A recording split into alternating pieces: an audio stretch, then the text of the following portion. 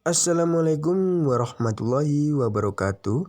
Perkenalkan, nama saya Febrianto Setiabudi, NIM 220514057, Program Studi Manajemen kelas 6B, Universitas Kyai Haji Abdul Wahab Hasbullah.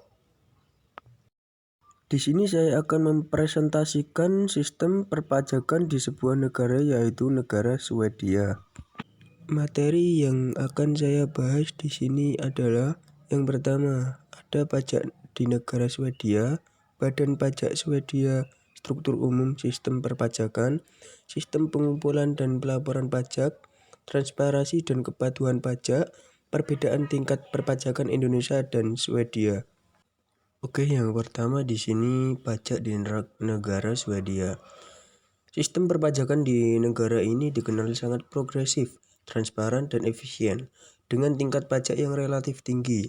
Namun, tingginya pajak diimbangi oleh layanan publik yang luar biasa dan komprehensif yang disediakan oleh pemerintah, seperti kesehatan gratis, pendidikan gratis dari dasar hingga universitas, serta jaminan sosial yang kuat. Kemudian yang kedua ada Badan Pajak Swedia. Badan Pajak Swedia dikenal dengan nama Skatteverket. Skatteverket adalah lembaga pemerintah di Swedia yang bertanggung jawab atas pengumpulan pajak nasional dan pengelolaan pendaftaran penduduk. Yang berfungsi sebagai yang pertama, mengumpulkan pajak.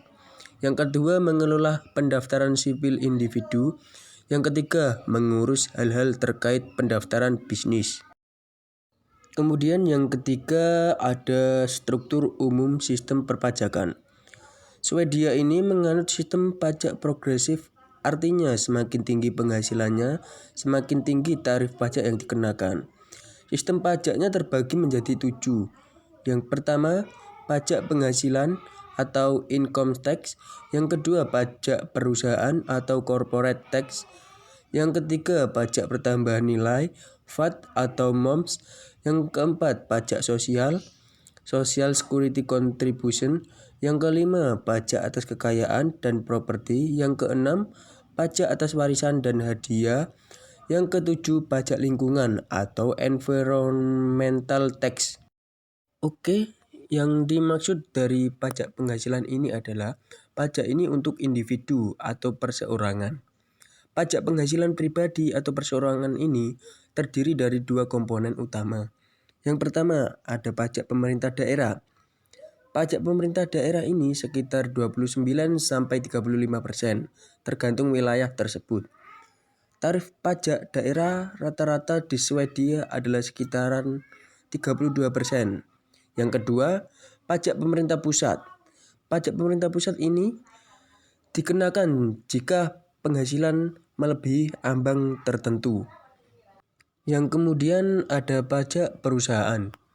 Di Swedia ini mengenakan pajak penghasilan perusahaan sebesar 20,6%. Negara ini telah menurunkan pajak perusahaan secara bertahap sejak tahun 2009. Saat pajak tersebut sebesar 28% hingga mencapai tarif saat ini. Tidak ada pajak dividen tambahan untuk perusahaan, tetapi pajak dividen dikenakan di tingkat individu jika dibagikan ke pemegang saham.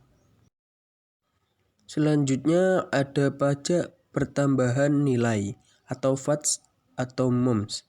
Pajak pertambahan nilai ini atau PPN diterjemahkan sebagai mervärdesskatt dalam bahasa Swedia, tetapi biasanya juga disebut MOMS. Tarif PPN standar untuk barang dan jasa di Swedia adalah 25%. Tetapi ada juga tarif tertentu yang dikurangi sebesar 12%. Contoh misalnya bahan makanan. Dan 6% misalnya buku, surat kabar, transportasi, penumpang di Swedia. Oke, yang selanjutnya ada iuran jaminan sosial atau pajak sosial. Pajak sosial ini dibayarkan oleh pemberi kerja yang bertarif umum sekitar 31,42% dari gaji bruto, meliputi pensiun, asuransi pengangguran, kecelakaan kerja, dan asuransi kesehatan.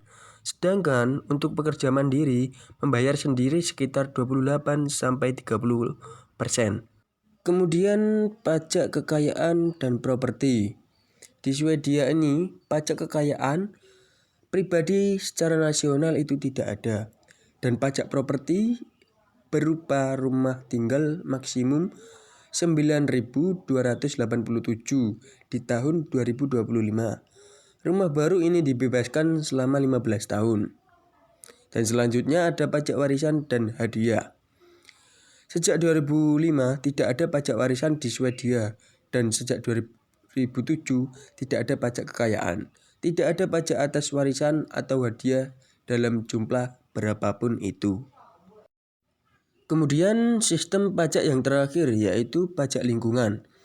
Pajak lingkungan di Swedia, pajak ini dirancang untuk memberikan insentif ekonomi bagi individu dan perusahaan agar mengurangi dampak negatif mereka terhadap lingkungan.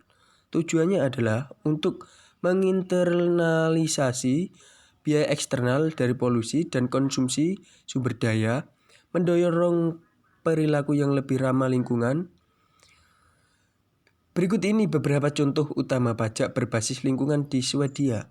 Yang pertama ada pajak karbon, yang kedua pajak energi, yang ketiga pajak kendaraan, dan yang keempat pajak bahan bakar. Pajak-pajak lingkungan ini bagian integral dari strategi Swedia untuk mencapai tujuan iklim dan lingkungan mereka, menunjukkan bagaimana kebijakan fiskal dapat digunakan sebagai alat yang efektif untuk mendorong perubahan perilaku menuju masyarakat yang lebih berkelanjutan. Untuk materi selanjutnya, materi yang keempat yaitu sistem pengumpulan dan pelaporan pajak. Sistem pengumpulan dan pelaporan pajak ini dilakukan oleh Skatteverket atau Badan Pajak Swedia. Penghasilan ini dilaporkan tahunan, sebagian besar informasi diisi secara otomatis oleh pemberi kerja dan bank, dan wajib pajak dapat mengajukan koreksi secara digital. Pajak ini biasanya dipotong langsung dari gaji seseorang tersebut. Untuk selanjutnya, materi atau poin yang kelima, yaitu transparansi dan kepatuhan pajak. Informasi pajak sebagian besar bersifat publik, atau siapapun bisa mengecek beberapa besar pajak yang dibayarkan seseorang. Sistem ini mendorong kejujuran dan keterbukaan. Transparansi semacam ini mungkin terdengar mengejutkan bagi banyak negara lain, di mana informasi pajak individu seringkali dianggap sangat pribadi dan rahasia. Namun, di Swedia, ini adalah bagian integral dari budaya sosial yang menghargai kesetaraan dan tanggung jawab kolektif. Ini adalah salah satu alasan mengapa Swedia memiliki tingkat kepatuhan pajak yang sangat tinggi dan tingkat korupsi yang sangat rendah. Kemudian untuk selanjutnya materi atau poin yang terakhir yaitu perbedaan tingkat perpajakan antara Indonesia dan Swedia. Swedia ini dikenal dengan tingkat pajak yang sangat tinggi. Pajak penghasilan pribadi bisa mencapai lebih dari 50% untuk pendapatan tertinggi. PPN standar 25% dan pajak perusahaan sekitar 20,6%.